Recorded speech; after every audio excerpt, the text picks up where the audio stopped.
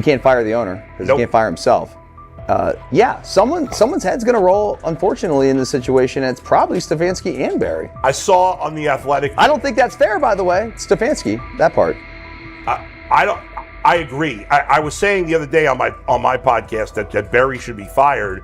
And I said I wouldn't fire Stefanski, but a couple of people made the point of saying, well, if you fire the GM, you got to give him a chance to hire his own coach, which is fair. That's true. Mm-hmm. So I would fire Barry. I would hire a new GM. If that GM thinks Kevin Stefanski's a good coach, wants to stick with him. Right. The situation in Cleveland has escalated with the NFL. Sources indicate GM Andrew Barry is prepared to move on from head coach Kevin Stefanski if he refuses to elevate SHEDEUR Sanders. The Browns are weighing a major quarterback change. Leadership appears to be aligning behind Sanders and pushing for immediate action. This is a high-stakes decision about control and the team's direction. I think it's unfair for me to comment in I guess, maybe on behalf of the industry. All I can say is this, the time that we spent with SHEDEUR, and what he's done throughout his college career is impressive. He's an impressive young man. He's a really good quarterback. Sometimes, fit comes into play. And I'd also say this, there are 4 more rounds of the draft. And then maybe lastly, it's less about where you get picked and what you do after you get picked. That's really the most important thing. Getting to know him over the course of the spring, he has a ton of resolve. Andrew Barry appears to be at a breaking point. Pressure from fans and within the organization to play SHEDEUR Sanders is intensifying. Barry is pushing for a move towards Sanders, while head coach Kevin Stefanski remains cautious about altering the depth chart. The divide is clear. One side wants acceleration, the other a measured rollout. The organization is under heavy scrutiny, and the focus has shifted to when, not if, Sanders sees the field. Has the 4th highest odds of any head coach this season to be fired. He's clearly on the hot seat. It's been a discussion for really a couple of years now, dating back to last season's 3-win season. And he's always had kind of hot and cold seasons. And now the sports books are saying he's 4th on the list. Number 1 is Mike McDaniel of the Miami Dolphins, Brian Dable of the Giants at 2, Shane Steichen at 3, and there is Kevin Stefanski plus 650 to be fired. This has moved beyond tension to outright stubbornness. Rather than elevating SHEDEUR Sanders, the staff has chosen Dillon Gabriel. The current depth chart looks less like a forward plan and more like resistance to change. Fans have been clear about who they expect to see, yet the organization keeps delaying. Every week without a real evaluation of Sanders slows development and blurs accountability. Cleveland is choosing a conservative approach when a decisive decision is needed, sending a message of uncertainty to both the locker room and the city. Now being the 3rd-string quarterback for the Cleveland Browns, was that so much was made out of unbelievable. He actually made the team as the 3rd-string quarterback. Like that was a big deal. Like that was somewhat of a surprise to a lot of people. He should have been the first pick in the draft. Kevin Stefanski appears to be doubling down to validate his approach. Despite sustained demand from Browns fans to see SHEDEUR Sanders reflected in chants, merchandise, and constant discussion, he continues to keep Dillon Gabriel in front on the depth chart. The decision functions as an assertion of control rather than a response to momentum. Even with clear signals from the fan base, Stefanski is staying with Gabriel and delaying a full evaluation of Sanders. It is a deliberate choice to maintain his plan and pacing, not to accelerate change. Cleveland is prioritizing continuity over recalibration, keeping any transition to Sanders on hold. But yeah, I mean, the Browns are in a tough spot. They have wasted. You traded a ton of high draft capital to get Deshaun Watson. You've gotten nothing out of Deshaun Watson and missed an opportunity. Like, who knows who they would have drafted. Now, maybe they would have screwed up those picks and the Browns would still be in bad shape. Andrew Berry is likely frustrated watching Dillon Gabriel default to conservative throws while the offense stalls. From a football perspective, this appears to be the hill Kevin Stefanski is choosing to stand on. Keeping Gabriel ahead of SHEDEUR Sanders has limited the unit's explosiveness and prevented a full evaluation of a higher ceiling option. Drives end quickly, field position flips, and momentum is lost while Sanders remains on the sideline. Fan patience is wearing thin. Each ineffective series intensifies criticism and shifts scrutiny toward the coaching staff's criteria for the depth chart. With every additional snap for Gabriel, the decision reads less like an open competition and more like rigid adherence to a plan that isn't producing results. The optics are clear. A dynamic quarterback sits while a cautious approach keeps the offense in neutral. If this continues, accountability questions will grow inside and outside the building. What performance benchmarks keep Gabriel ahead of Sanders? When will Sanders receive first-team reps in live situations to allow a fair comparison? The front office must decide whether to preserve continuity or pivot toward a timely assessment of Sanders. The longer the current approach stays in place, the more it signals stubbornness rather than adaptation, and the more pressure mounts to realign the plan with on-field output. I honestly see it happening if the Browns lose a bunch of games. Like if they get 5 wins or less, I see the report coming out now that Stefanski will be fired. I don't want it to happen. I want the Browns to be good, win a bunch of games. I think that they're going to be a team that is slept on and can at least get 7 wins, which is why if they don't, I see Stefanski getting all the blame for that, and there'll be a new coach in Cleveland. Because their players, to me, are there once again.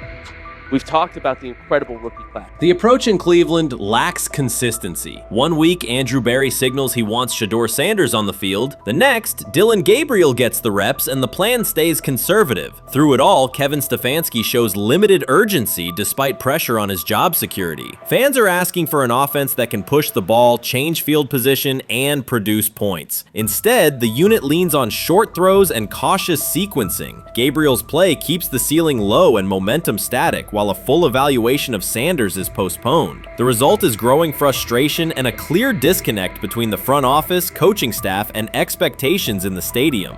The NFL tried to teach him and his father a lesson. You don't act like that. You don't talk like that before a draft. We'll show you how our game is played. We will watch you plummet all the way. I think he would have gone undrafted except for that owner in Cleveland.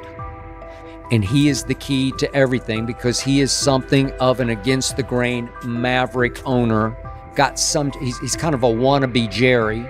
Fan speculation is growing. Some believe Kevin Stefanski lacks confidence in SHEDEUR Sanders. Others think he's prioritizing Dillon Gabriel for reasons unrelated to performance. A more extreme view claims Stefanski is manipulating outcomes to secure a buyout. Whatever the motive, the risk is clear. This approach is straining his relationship with GM Andrew Berry and alienating the fan base. Pressure is rising, Berry's patience is running out, and supporters have shifted from requests to demands. If the current plan continues, calls for a change in quarterback and accountability will intensify. Honestly, guys notice it more when you're out winning games, right? If Cleveland starts off in a bad start, they're not doing well, and all of a sudden SHEDEUR or Dillon Gabriel are doing well in 7-on-7. They're throwing dimes. In practice drills, the number 1 defense can't stop them. People take notice of that, and the more that the players see it, then the comments start happening over the lunch table. They start happening throughout the building, and that's when the pressure really will get severe. The Cleveland Browns were focused on resolving their quarterback situation until Jason Kelce made pointed comments that triggered a strong reaction from ownership. The response inside the organization was immediate and intense. What exactly did Kelce say that has the dog pound on edge and the front office under pressure? We've seen that miserable game by the Cleveland Browns. So they throw Joe Flacco in there, and I like Joe Flacco. He did good, but they gave him the resource of all the first-team guys. Then they throw Dylan Gabriel in there with first teams and second teams. So Dylan always is getting protected. The same thing again, they gave this scrub max protection on every play. Yeah, he completed some passes, but let's talk about his mistakes. He's still inconsistent with his throws, but he at least had max protection. The Cleveland Browns continue to be defined by inconsistency and avoidable setbacks. Even as fans hoped the organization had turned a corner, Jason Kelce, fresh off retirement, offered a direct critique that reignited doubts about the team's direction. His remarks implied the franchise's structure and decision-making remain unstable and recent progress may not hold. The takeaway for leadership is straightforward. Identify core issues, align on a coherent plan, and execute with discipline. For supporters, it's another sign that the problems run deeper than a single season. They throw SHEDEUR Sanders in there with the lowest cab drivers you couldn't even get on 5th Street. And I'm pissed off, bro, because the play calling was abysmal. Look, even if you don't like SHEDEUR didn't even get a chance to be trash. Even if you think SHEDEUR is garbage, he didn't even get a chance to be garbage. That's how awful the offensive line was. Kevin Stefanski still doesn't want to give SHEDEUR second strings and first strings reps. Why is that? Browns ownership's response shifted from measured to urgent. The pattern is familiar in Cleveland. The team once treated Johnny Manziel as a franchise solution, retained Hugh Jackson for a second year despite results, and invested heavily in Deshaun Watson through a costly trade and contract. These decisions reflect aggressive but poorly aligned planning. The outcome has been continued instability instead of sustained progress. That this was the guy that they wanted to start. He's seasoned, he's experienced, he still has a big-time arm, even at his age, and they open with the Cincinnati Bengals. They wanted that experienced guy. He was always going to be the guy. They were not going to start Dylan Gabriel or SHEDEUR Sanders in week 1. Kenny Pickett had a hamstring injury. It makes it easy to go with Joe Flacco. And the question isn't and wasn't going to be who's the starter in Cleveland. The question is, who's going to be the backup in Cleveland? Who's going to be the number 2 quarterback when they open the season against these Bengals? Fans still show up season after season, expecting improvement and bracing for setbacks. The usual pattern has been early optimism followed by a gradual collapse. But last season was different. For a sustained stretch, the Browns looked organized and competitive, resembling a functioning team. Couple days, 3 days until roster cutdowns, how do you feel about that? Do you feel like you belong here on this team?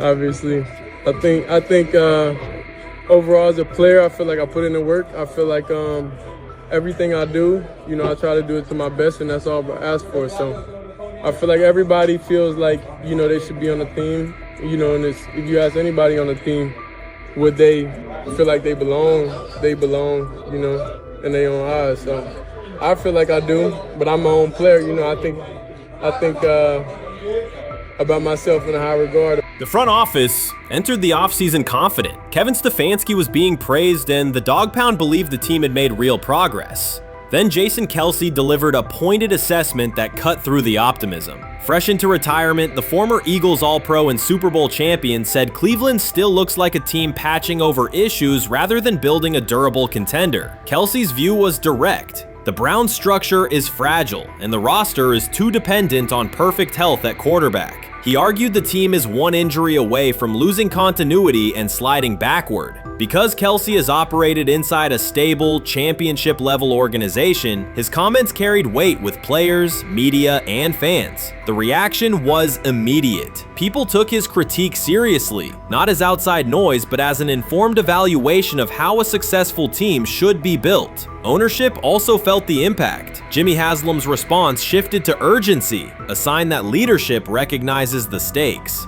The criticism arrives in the context of prior high-risk decisions, especially the fully guaranteed $230 million commitment tied to Deshaun Watson. Watson has missed time and shown inconsistency when available, and the contract has constrained flexibility. Kelce's remarks highlight why depth, alignment between the front office and coaching staff, and a clear contingency plan at quarterback are non-negotiable. The takeaway is straightforward. Cleveland must convert last season's progress into a stable framework, protect the quarterback, deepen critical positions, and establish a plan that survives injuries and short-term setbacks. Without that, the games that fueled optimism will remain temporary. If you're a betting man, who do you think starts for the Browns at quarterback? Okay, this is the situation. Kenny Pickett, they actually traded for him. Joe Flacco, no one's bringing Joe Flacco in the building thinking Joe Flacco's going to be the starter. If Joe Flacco is your starter, You got a problem. you have a huge problem. And if they were saying SHEDEUR was the starter as the 5th rounder, you got a real problem too, because he passed over all these guys in these reps in the offseason in shorts, in bikini shorts, Speedos and stuff. Like, no, that kind of stuff. So I'm not that surprised. When you put down a 3rd round pick on a quarterback, you do believe he has a certain skill set. Jason Kelce stated the obvious. Cleveland committed to a quarterback who hasn't played at an elite level in years, and Joe Flacco's playoff run didn't change the long-term outlook. Ownership appeared more upset that the criticism was public than by the substance of the critique. Many fans agreed. They've seen this pattern before. Rosters age, injuries are inevitable, and when a single contract dominates the cap, one setback at quarterback can undermine the entire season. Kelce's broader point was about structure. The Browns prioritized the high-cost, uncertain starter over depth and contingency. The late-season surge masked issues that remain: limited cap flexibility, thin depth at key positions, and an offense that lacks a credible Plan B. Fans recognize how quickly a strong defense can decline with injuries, and how an offense without redundancy stalls. The AFC North raises the stakes. Baltimore with Lamar Jackson sustains a top standard. Cincinnati with Joe Burrow returns to contention when healthy. Pittsburgh rarely slips below .500 under Mike Tomlin and wins with defense and consistency. In that environment, Cleveland can't rely on perfect health or peak form from one player. The path forward is clear. Diversify cap allocation, reinforce the offensive line and receiver depth, carry a legitimate backup plan at quarterback, and install a scheme that functions regardless of who is under center. Given what we saw yesterday with SHEDEUR Sanders, somebody on the Cleveland Browns is 100% getting fired, probably by the end of this year. The person who's probably going to end up getting fired is Kevin Stefanski, because I know that he didn't want SHEDEUR Sanders on the team. It was Andrew Berry who made that pick. You can't really go against your GM. Bad things happen in this situation. But SHEDEUR Sanders is not without fault for what we saw yesterday. This is the play that we saw yesterday that has the internet just exploding, where SHEDEUR Sanders took like a 24-yard sack.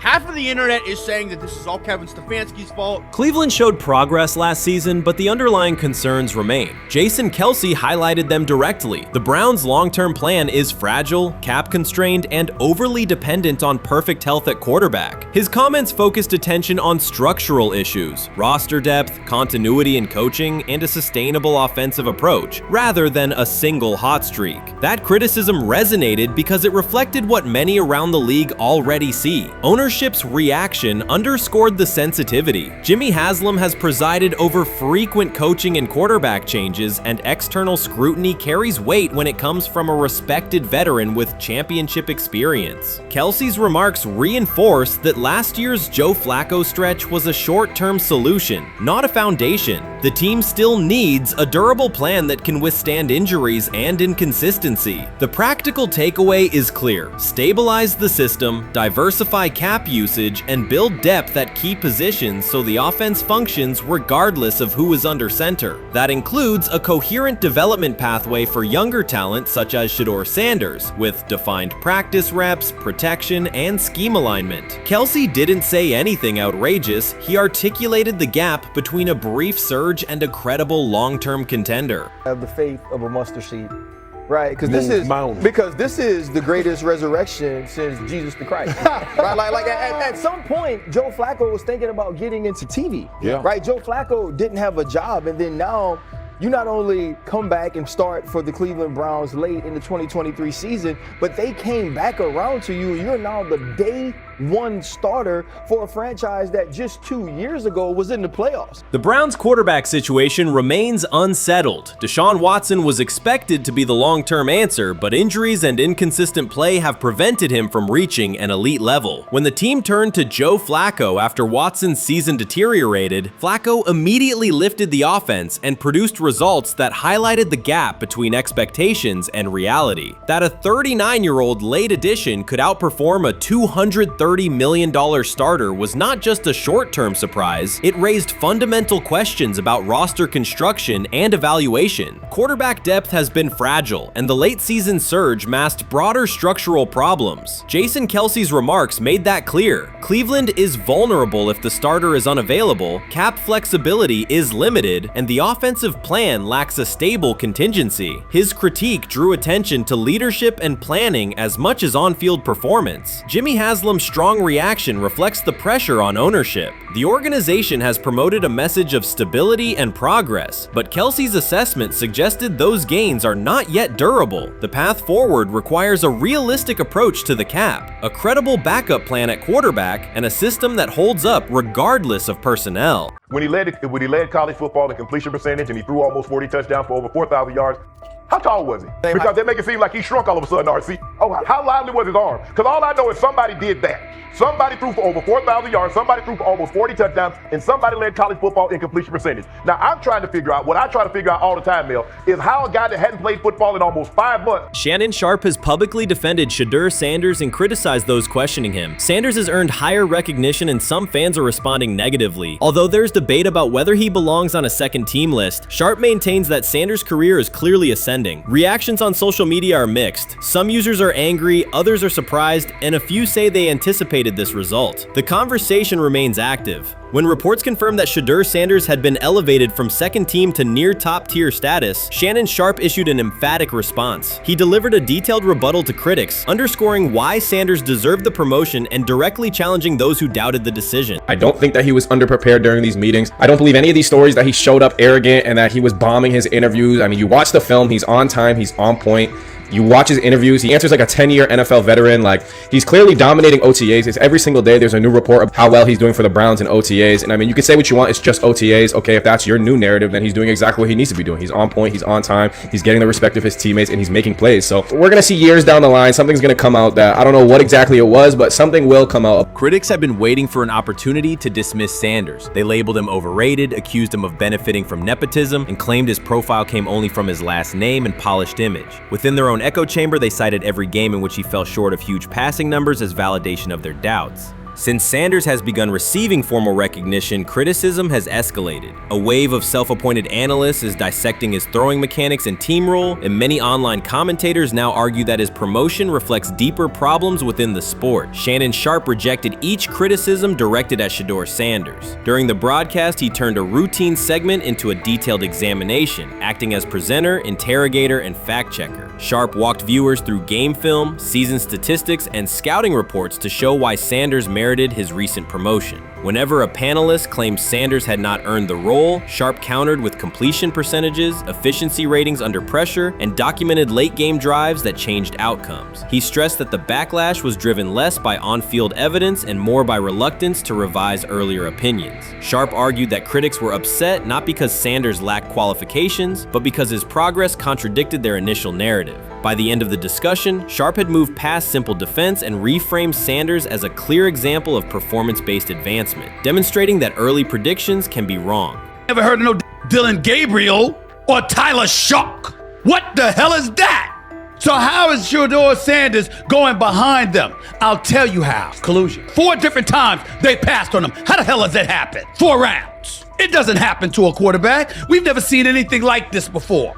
SHEDEUR Sanders with the watch. SHEDEUR Sanders with his bravado. SHEDEUR Sanders with this supposed arrogance or whatever. SHEDEUR Sanders' advancement did not happen by chance. While detractors questioned his resume online, he continued to prepare, attend every practice, and deliver accurate throws under pressure. The contrast between his output and the complaints directed at him has been stark. Some critics even argued the selection committee was, quote, biased toward performance, as if rewarding strong play play were improper. Rumors quickly followed. Certain commentators speculated that a public relations push from the Sanders family must have influenced voters, suggesting everything from coordinated media strategies to alleged favors for coaches. None of these theories addresses the basic point. Sanders earned his promotion through consistent production, poise in the pocket, precise ball placement, and efficient decision-making. Shannon Sharpe highlighted these facts during his response. He noted that Sanders' performance metrics justify the recognition and emphasized that resistance to the move stems more from prior prejudice than from substantive evaluation. For Sharpe, the goal was clear: present the data, challenge unfounded claims, and correct the narrative. The discussion, therefore, became a broader statement about acknowledging merit and abandoning outdated assumption. Colin Cowherd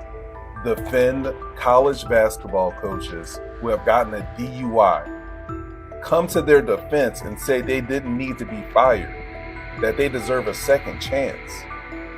But SHEDEUR Sanders drives 40 miles over the speed limit, gets a one-on-one ticket, and Colin Cowherd comes on his show today and says he's out on SHEDEUR Sanders. He's seen enough. He can't support him anymore.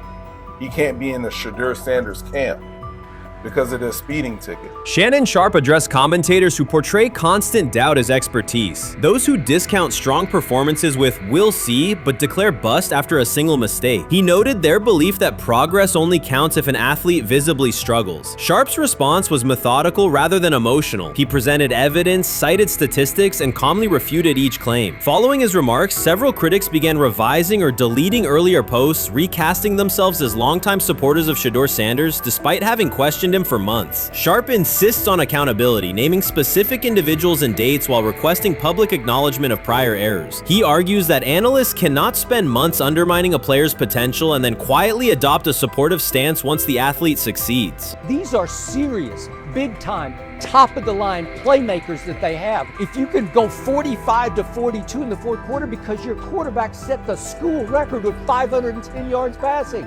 He was flawless. SHEDEUR is big time. I didn't know for sure, will it translate to the next level of competition? Yes, it might translate to the next level of competition as he can play. Critics who once claimed SHEDEUR Sanders was unprepared now hesitate to acknowledge their mistake. They resist retracting earlier comments and struggle to accept that an athlete can succeed without their approval. Sanders continues to share practice clips and game highlights without engaging the debate, while Shannon Sharpe documents every dismissive remark, ready to revisit them on national television. The disapproval did not slow Sanders. It underscored his progress and exposed the gap between perception and performance. As a result, the conversation has shifted. Analysts who doubted him now describe him as undervalued and publish detailed evaluations of his mechanics and game management, suggesting long-standing familiarity with his career. In a matter of weeks, critics have recast themselves as advocates, demonstrating how quickly opinion can change when consistent results leave little room for doubt. Shannon Sharpe signaled that his commentary is not over. He considers Sanders' advancement a positive outcome for every athlete who has been overlooked or criticized for having confidence. Sharpe stressed that analysts do not have the authority to determine who deserves recognition based on personal preference. The reaction to Sanders' promotion, he argued, revealed how quickly opinions can shift once results are undeniable. Sharpe pointed out that many vocal critics became quiet when confronted with objective performance data. This exchange, Sharpe insisted, reached beyond defending a single quarterback. It challenged the practice of dismissing achievements that do not fit familiar narratives. He reminded viewers that success does not require external approval and that consistent talent will surface despite online commentary intended to minimize it. While critics reconsider their positions, Sharpe remains steady, assigning credit to the athlete and allowing the scoreboard to confirm the argument. In his view, the statistics speak clearly enough. Sharpe also emphasized that the intensity of the backlash must be placed in context. College football is a volatile environment where unexpected outcomes are common. Therefore, declaring failure based on incomplete evidence only weakens the credibility of sports analysis. The discussion underscored the need for measured evaluation rather than reactive judgment. Dak Jackson and him and everybody else that we talked to have said that SHEDEUR looks good. He looks really good. He looks better. And we got Zach that say Dylan Gabriel ain't even an NFL quarterback. It's true. So how is it that this man can't get a rep with the ones, but that non-NFL quarterback can? We all what agree with sense that. does that make? Some observers now claim that recognizing SHEDEUR Sanders' strong performance undermines football's traditional standards, even though they previously argued he received coverage only because of his father. Faced with Sanders' current statistics, those critics are searching for explanations that fit their earlier narrative. The data have always been clear. Their earlier objections ignored that fact. Shannon Sharpe is openly highlighting this reversal, comparing past negative remarks with Sanders' recent 400-yard games to demonstrate the gap between criticism and evidence. Sharpe did not force these commentators to backtrack. He simply displayed their earlier claims alongside Sanders' results, allowing the contrast to speak for itself. You made an interesting point. So I tend to have the drip, drip, drip. This was my Johnny Manziel theory, is that everybody makes mistakes, especially when you're young. But if I see 2, 3, 4, 5, then you've got a plumbing issue. It's not just you didn't close the faucet. So there's about 6 pieces of video in college where SHEDEUR was a little bit of a brat, whatever. Then there's the legendary cringy draft room. Didn't love that as a B prospect. Then there's back-to-back speeding tickets, both over 90, and a missed arraignment. The NFL is navigating unexpected headlines after a former Browns coach publicly defended SHEDEUR Sanders in response to reports of multiple speeding tickets. The coach's statement has sparked extensive online debate. Supporters welcome the show of loyalty, while critics question the motive. Sanders now finds himself at the center of an unforeseen controversy, and observers want to know why a Cleveland coach is standing so firmly in his corner. The story is developing rapidly and continues to draw intense attention. When it came out that he got a speeding ticket, I said it's not really that big a deal. I feel very differently about it now. Over 40 miles an hour over the speed limit, less than 2 weeks after you just got a ticket. I don't know if that's entitlement or immaturity. There's got to be some teams that are feeling very good right now that they didn't draft him. Observers are focusing on SHEDEUR Sanders' recent speeding ticket, treating the violation as a measure of his character and sidelining his athletic, academic, and philanthropic accomplishments. The incident, driving 15 miles per hour over the limit in a borrowed Lamborghini, has drawn sharp criticism. In response, a former Cleveland Browns coach has taken the opportunity to comment, even though the franchise is widely viewed as unstable due to its frequent coaching changes and limited on-field success. By defending Sanders, he presents himself as an authority on discipline and leadership. The statement, coming from an organization seldom praised for stability, has nonetheless attracted considerable attention across the league. You want to defend him a little bit. I thought this was an interesting take. Yeah, I thought it was really interesting that you said you were out because of the speeding tickets. To me, that's such a minor thing. You were so high on him in terms of his completion percentage in OTAs, and I thought that was a little aggressive on your part. But with the speeding tickets, I got a speeding ticket the first night of the draft, my first year there. I thought maybe I'd get the benefit of the doubt, but they gave it to me anyways.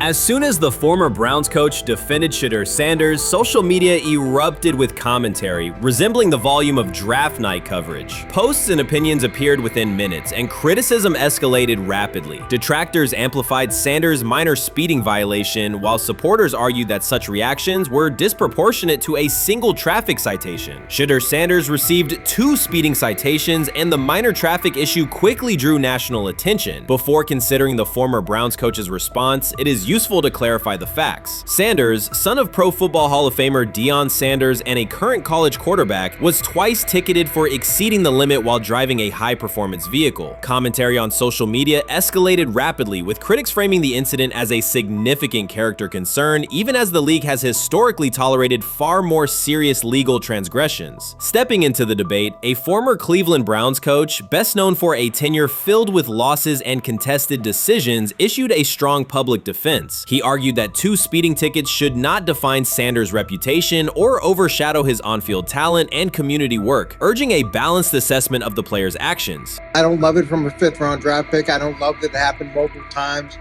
but I do think that this is the first time he's been away from his dad, and there's gonna be some growing pains now.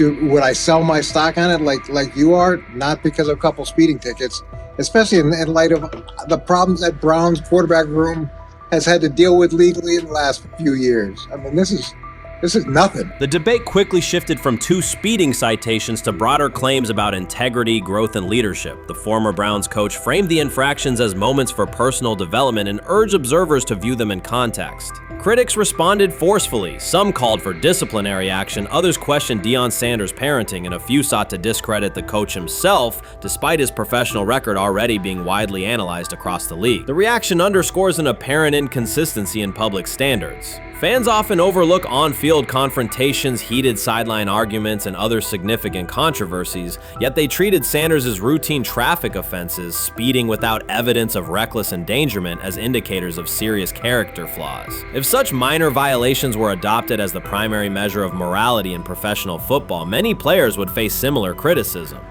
Sports media amplified the story almost immediately. Television panels dissected SHEDEUR Sanders' decision-making, treating 2 speeding tickets as indicators of deeper character concerns. Networks aired detailed segments under banners such as red flags and road rage, repeatedly questioning whether the citations might affect his draft evaluation. Although Sanders is already regarded as a first-round prospect, analysts emphasize that NFL teams value discipline and legal awareness when forming final assessments. Many commentators overlook the fact that other high-profile players have faced more serious offenses without similar scrutiny. Throughout the coverage, the former Browns coach defended Sanders, portraying him as a talented quarterback subjected to disproportionate criticism in a culture that expects near-perfect conduct. His argument was thorough and methodical, asserting that the traffic violation should not overshadow Sanders' skills, work ethic, or future potential.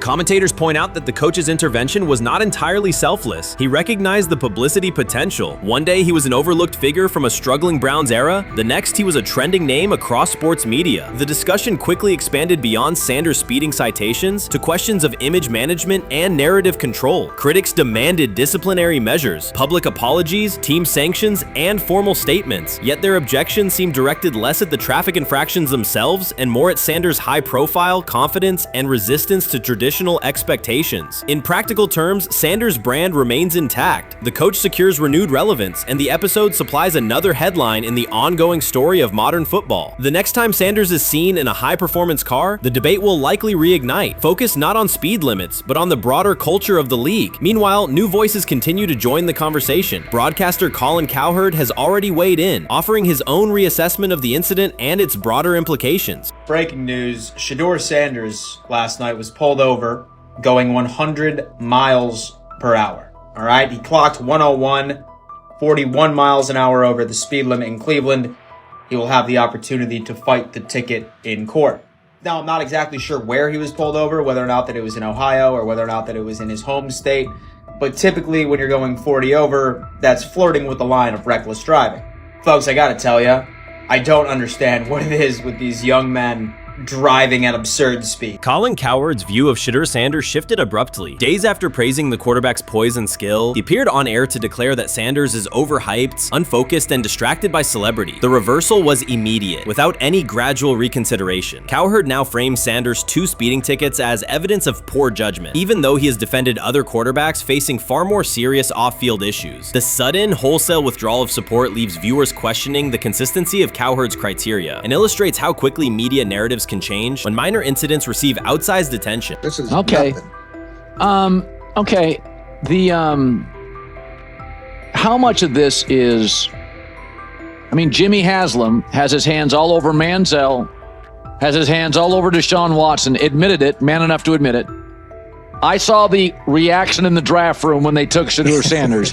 Pretty obvious it wasn't the coach and the GM's pick. How much is this? This team has 8 last place finishes in 13 years owning it. How much of this is we don't have a very good owner here like Washington, D.C. and the Commanders? Yeah, I didn't love the owner stepping in and saying, hey, you got to take this guy in the 5th round. And I doubt they'll ever admit to it. While Colin Cowherd urged teams to move on from SHEDEUR Sanders, former Browns coach Eric Mangini offered a more measured response. Mangini, whose tenure in Cleveland was marked by mixed results, used his platform to provide context rather than condemnation. Instead of sensationalizing the speeding violations, he encouraged viewers to consider Sanders' circumstances. A 21-year-old quarterback whose life is scrutinized both on and off the field. Mangini acknowledged that the tickets were mistakes, but emphasized that they do not by themselves define Sanders' character or future. He noted the extraordinary attention athletes receive today, combining the responsibilities of quarterback, public figure, and social media presence. Under such pressure, missteps are magnified, and criticism multiplies quickly. Mangini concluded that any evaluation of Sanders should weigh the totality of his behavior, performance, and growth, rather than isolate 2 traffic citations as decisive evidence of poor judgment. Many observers declared Deion Sanders was finished. They argued that his public style attracted unnecessary attention, that his health had deteriorated too far, and that his coaching career was approaching an abrupt conclusion. They misread his resolve. When speculation intensified, Sanders did not schedule a press conference or issue a formal statement. Instead, he released a short video recorded at his Texas home, walking alongside recording artist Lil Wayne. The footage established two facts. Although Sanders still walks with a limp, he remains active, and he intends to return to the sideline.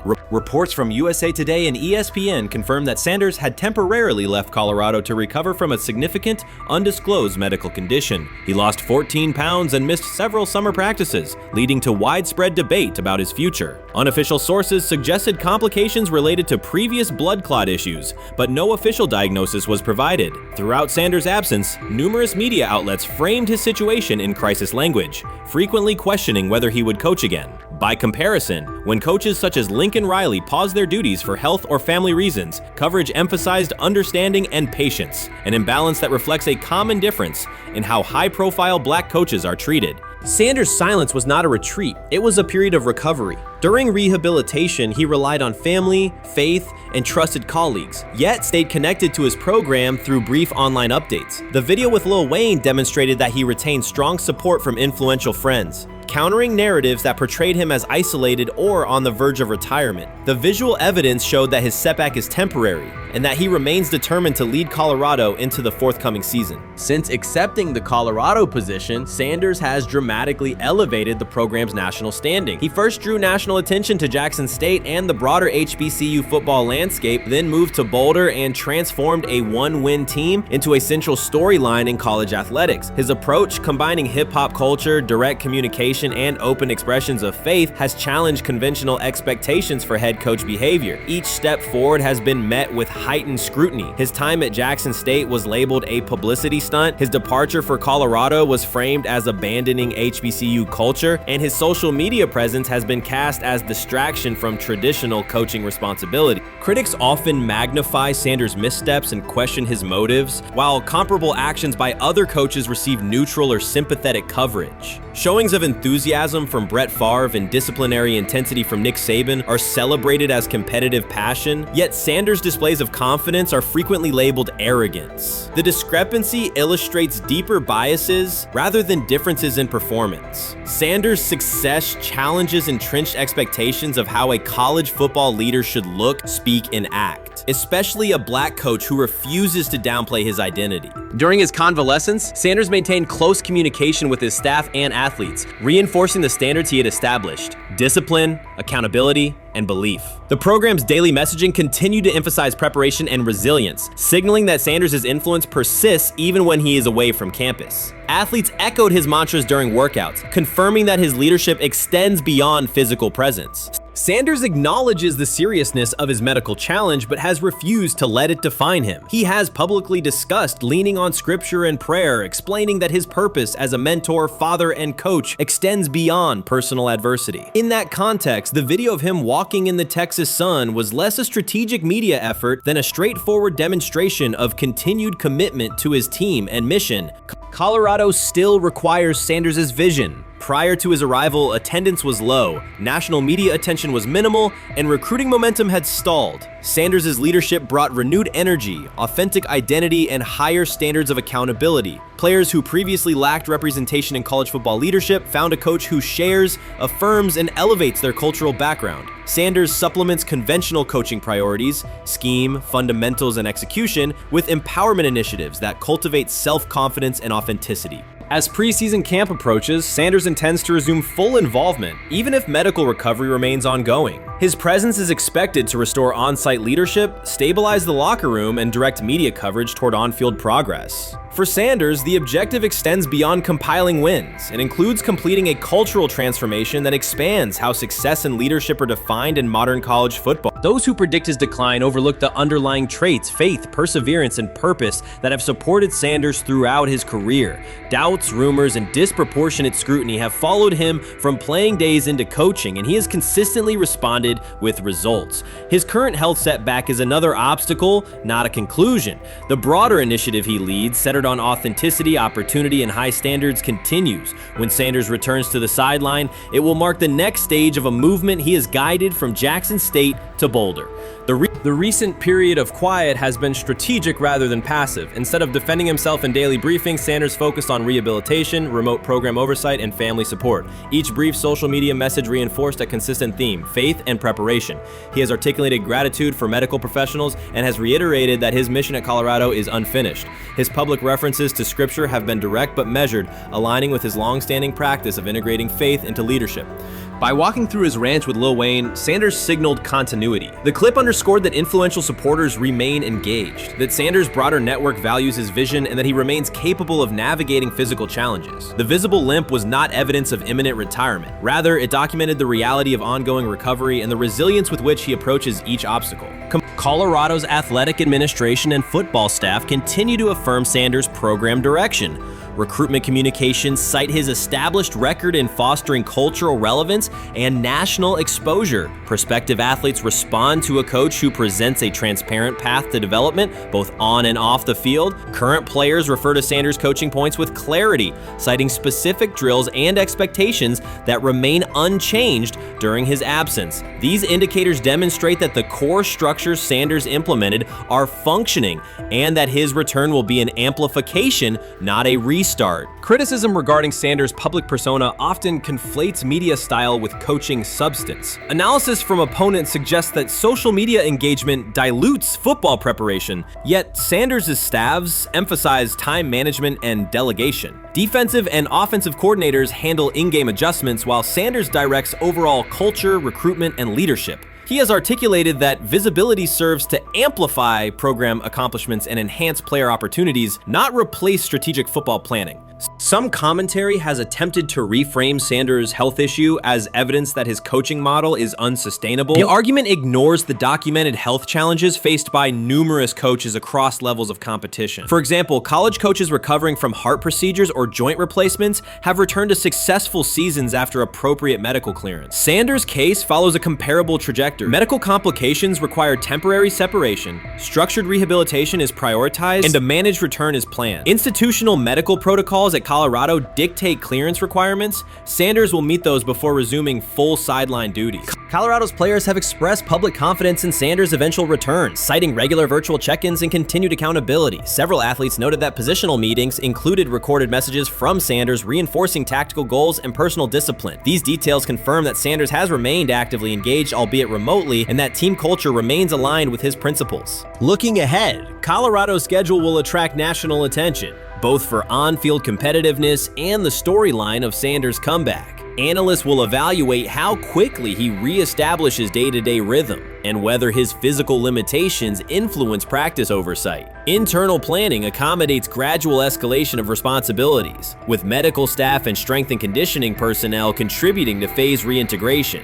The broader significance of Sanders' return extends beyond Colorado. His visibility continues to challenge prevailing narratives about leadership styles and pathways in college athletics. By prioritizing authenticity, open articulation of faith, and cultural expression, Sanders offers a contrasting template to more conventional models. His eventual recovery and sideline presence will reinforce the argument that diverse leadership profiles can succeed in elite collegiate competition. In summary, rumors of Deion Sanders' coaching demise were premature. Verified reports confirm a substantial but temporary medical setback. He used the time away to focus on health, sustain program engagement, and rely on a support system anchored in family, friends, and faith. His recent public appearance demonstrated active recovery and reaffirmed his intention to resume leadership in Boulder. The forthcoming season will test Colorado on the field, but it will also underscore the durability of Sanders' vision, one that combines competitive ambition with cultural resonance. Observers who continue to question his longevity overlook the resilience and purpose that have defined his career. Sanders' return is imminent, and the movement he leads remains intact. SHEDEUR is lighting it up in practice every day. You're not even a half bit curious to see what he could do with the ones. That makes no sense. And then on top of all of that, you got players going on podcasts and talking to people in the media saying this guy is really good. Like, this guy is legit. So even your peers respect you enough. How is it that the coaches can't see that? It always starts with the players, where the players like, hey, you see that? You seen that pass he threw? The Cleveland Browns were taken by surprise when quarterback SHEDEUR Sanders stepped in for first-team snaps, asserting control of the drill and instantly highlighting deficiencies across the rest of the room. His confident command forced coaches to pause practice clips, reevaluate progressions, and consider immediate adjustments to the depth chart. Within minutes, discussions spread throughout the facility and online forums as fans weighed what Sanders' showing means for the current starters. The organization now faces an urgent, data-driven decision on whether Sanders should move up permanently. SHEDEUR Sanders arrived at Browns practice, took several first-team reps, and the entire quarterback group immediately felt the pressure. Coaches erased the whiteboard and reviewed their plans. Staff members exchanged concerned comments, and observers began asking whether Sanders was positioned to assume a larger role. Tony, every year we see at least 1 to 2 teams. They were in last place in their division the year before. No one thought they'd be good, and then they were good. It almost seems like no one's even assuming the Browns can be that, but we see it happen every year. And I get the quarterback stuff, but correct me if I'm wrong, Tony. The Browns are trying to run the football, play good defense, not turn the ball over in the passing game, and try and take advantage when they can, correct? That's what they're trying to do.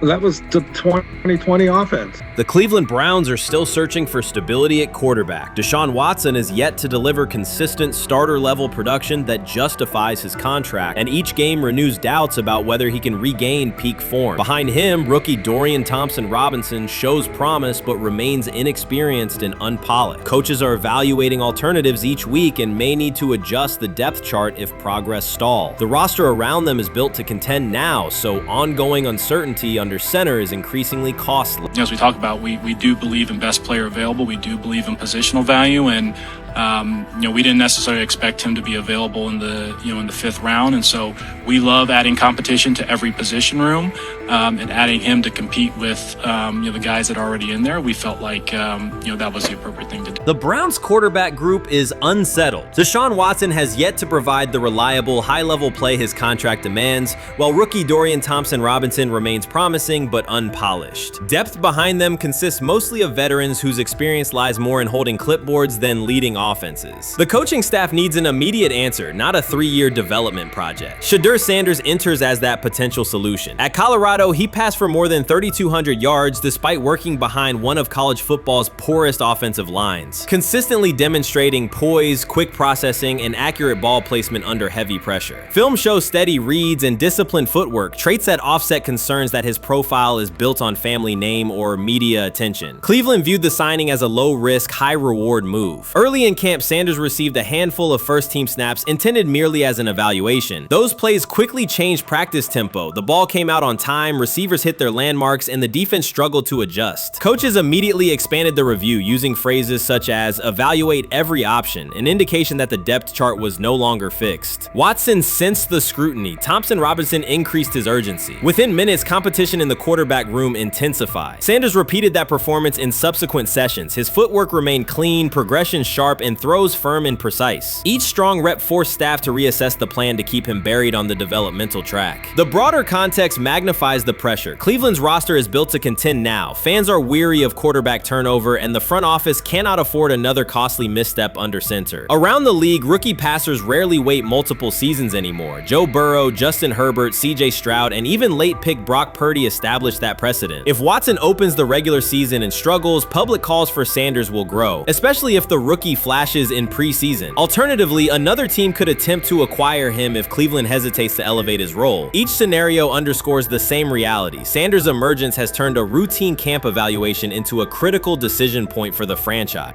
And we saw Dillon Gabriel go 11-11 with the first team, SHEDEUR Sanders go 11-11 with the second unit. So that was really the big wrinkle today. Yes, and of course, it was the first time that we have seen SHEDEUR Sanders get any of those coveted 11-on-11 reps. Of course, again, it wasn't with the first team offense or against the first team defense, but it's progress. And that means that he's going in the right direction, that the arrow is pointing up. He's coming up the learning curve. So that's good for him. And I actually thought just overall, he had a better day than Dillon had today. He completed more passes. He was more on point. In fact, in that 11-on-11 period, he threw a near touchdown. Desperation can push franchises toward aggressive decisions, especially when their quarterback options appear unconvincing or outdated. One scenario now emerging is that Sanders earns enough confidence to take full preseason reps with the starters, forcing Cleveland to revisit a depth chart it believed was settled at the beginning of July. His practices demonstrate that the excitement around him is grounded in measurable performance. Accurate, high-velocity passes against first-team defenses, and confident command of the huddle. Each strong outing also heightens league-wide interest. Rival scouts adjust evaluations, and general managers revisit their notes, aware that a viable young quarterback may soon become available. Inside the facility, the personnel staff must balance short-term results with long-term roster planning, knowing that an early move could reshape salary cap allocations and locker room dynamics. The pressure on Watson and Thompson Robinson escalates accordingly. Both must produce visible progress to maintain their current roles. Cleveland's recent history shows how quickly promising quarterback situations can devolve into controversy. The franchise has turned potential breakthroughs into organizational turmoil before, so observers remain cautious about how this competition will unfold. They say training camp decides depth charts, but SHEDEUR Sanders began fighting for his job long before he will step inside the Browns facility. While most first-year players squeezed in one last vacation, he slipped onto a private field in Texas, strapped on Cleveland's helmet and shoulder pads, pulled a fresh number 2 jersey over his chest, and started rifling timing routes as if it were the opening drive of week 1. No cameras, no hype track, no product placement, just sweat, cadence, and ball placement. A rookie does not rehearse in full game gear unless he already envisions himself commanding the huddle. Plenty of observers shrug that clip off. They insist the 5th rounder, quote, isn't ready, cling to depth chart conventions, or whisper that the name across his shoulders did most of the talking on draft day. Maybe it is the Deion connection, maybe it is a preference for prospects who blend quietly into the background, or maybe the league's gatekeepers fear the possibility that the kid is better than the quarterbacks they have spent months promoting. Whatever the motive, the countdown has started, and video rarely lies. SHEDEUR Sanders is not preparing to arrive. He is preparing to lead. Footage of a 22-year-old quarterback running live reps in July should dominate highlight loops, but it barely registers on national outlets. Why? It ruins the tidy narrative. The easy storyline paints SHEDEUR as a pampered legacy prospect banking on his father's fame. Yet the tape shows something different. A rookie drenched in afternoon heat, drilling footwork, calling protections, and imagining cover 2 rotation before the first official meeting ever takes place. Elite mental prep looks boring on social feeds. It looks devastating when the season starts. Walk into Cleveland's quarterback room and you step into politics, not simply competition. Joe Flacco, a Super Bowl MVP in decline, carries institutional trust. Kenny Pickett, rescued from Pittsburgh's reset, carries hometown intrigue. Dylan Gabriel, the 3rd-round system fit, carries draft capital the staff must justify. And then there's SHEDEUR, the lightning rod whose presence alone spotlights every bias in the evaluation process. Coaches frame it neatly. Rookies must wait their turn. The truth is less polite. Practice snaps are currency. Perception is elastic, and early allocations already favor Pickett and Flacco. It is the oldest playbook in the league. Lock vets into the headline roles before pads even crack. Then let repetition shape reality. Sanders refuses to cooperate. He is not a 4th-string camp arm. He has engineered game-winning drives under national scrutiny, operated against live blitz looks most prospects never face, and more than any quarterback in the room, documented his own off-season obsession. No social media rollout, no brand consultant, just pads, cleats, and an unlit practice field. If his last name were Smith, pundits would label him the sleeper of camp. Instead, politics trails every throw. Training camp rotations expose organizational intent. Beat writer Fred Greetham already reports that Pickett and Flacco will open with first-team reps when veterans report July 23rd. Gabriel grabs the developmental snaps, leaving Sanders the leftovers. That isn't performance-based, it's narrative-safe. Gabriel doesn't threaten hierarchy, Sanders bends gravity. Watch the details. Does SHEDEUR steal 11-on-11 snaps with the 2s? Does he run red zone installs or 2-minute drills? If he does, coaches are admitting he is forcing his way in. If he doesn't, they are postponing the inevitable. Either way, the private field reps have sharpened his timing and condensed his release. He is not hoping for an opportunity, he is prepared to seize one the instant it appears. Cleveland's joint practices amplify that tension. First come live periods against the Panthers, then sessions with the champion Eagles. Those reps belong to the starters, so Flacco and Pickett will absorb most of Carolina's disguised pressure and Philadelphia's exotic fronts. Sanders' proving ground will be the preseason opener on August 8th. Under the stadium lights, he will get entire series, real reads, pockets collapsing for real. If his command mirrors the footage from Texas, coaches will have to answer why he never saw earlier work. Reps are scarce. 10 padded practices separate veteran arrival from game 1. Even an even split, something that never happens, would hardly suffice. Instead, the staff will funnel snaps toward the comfortable choices. That strategy can bury a rookie, but it can also spark an eruption when limited opportunities turn into highlight drives. One flawless touchdown march in the second half of a preseason game, and the dog pound will chant his name. Then the staff's narrative control evaporates. Criticism of Sanders has never matched the scrutiny applied to his peers. Analysts nitpick a ball pat, a foot angle, a pump fake, Pickett's inconsistency, Flacco's diminishing velocity, Gabriel's college system crutches. Discuss politely, if at all. With SHEDEUR, the critiques arrive as coded doubts. Does he rely on the family brand? Is he coachable? Can he stay humble? That double standard is as old as the league's resistance to outspoken black quarterbacks. Add Deion's unapologetic persona, and each Sanders rep becomes a referendum on establishment comfort levels. SHEDEUR answers not with rebuttals, but with work. Work captured in silent footage more deafening than any debate show monologue. Quarterback drama masks broader roster cracks. The Browns receiver group is crowded yet unproven. The safety room failed to create turnovers a year ago. Interior defensive linemen are still rehabbing, and the offensive line must retool on the fly. Which quarterback can navigate that turbulence? Flacco's pocket mobility is limited. Pickett's confidence remains fragile. Gabriel is months away from processing NFL disguises. Sanders, forged by perpetual doubt, offers poise under chaos and meticulous preparation, a combination this franchise has lacked since, well, almost forever. Forget politics, depth chart etiquette, and recycled sound bites about developmental timelines. The only metric that counts now is who did the work. Sanders pounding through full gear scripts in late June is not vanity, it's vision. While the league sleeps, he refines his drop steps. While media speculate, he rehearses third down checks. He has already decided what he is. The organization must decide if it can recognize it in time. The preseason will provide the answer. Live bullets, real blitzes, stadium noise. When those throws leave his hand under pressure, no one will discuss ball pats or surnames. They will ask how a quarterback this prepared slipped to round 5. And if the performance matches the preparation, excuses about lack of reps will dissolve. It will be production against perception, and SHEDEUR Sanders has been producing where no one could see. Ready is the wrong word. He has been ready.